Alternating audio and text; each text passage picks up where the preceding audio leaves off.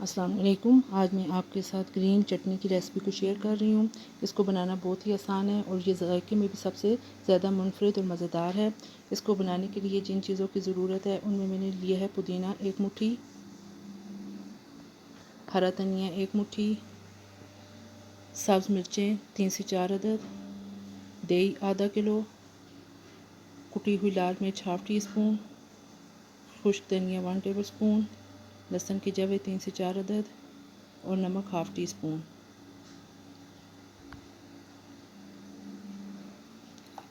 आप इन चीज़ों को मिक्सी के अंदर या ब्लेंडर के अंदर शामिल कर दें। सबसे पहले पुदीना डाल दें, सब्ज़ मिर्चें, हरा धनिया, तमाम खुश्क मसाले जात भी शामिल कर लें, लहसुन को भी डाल लें और थोड़ा सा पानी डाल के इन तमाम चीज़ों को अच्छे तरीके से ब्लेंड कर लें। ये देखिए जी, ग्रीन चटनी तैयार हो चुकी है। अगर इसे ऐसे ही यूज़ किया जाए तो ग्रीन चटनी है और दही में शामिल किया जाए तो दही वाली चटनी है। अब हम इस ग्रीन चटनी को दही के अंदर शामिल कर रहे हैं।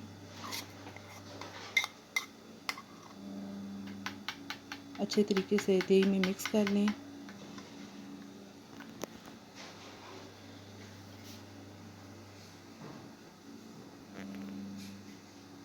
ये देखिए जी, मज़ेदार दही वाली चटनी तैयार हो गई है।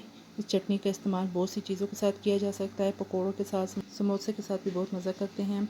इसके अलावा शवारमा के अंदर भी और बर्गर के अंदर भी यही चटनी का इस्तेमाल किया जाता है। इस चटनी का बहुत फ़ायदे हैं। इससे हाजमा भी दुरुस्त रहता है पुदीने और लहसुन की वजह से।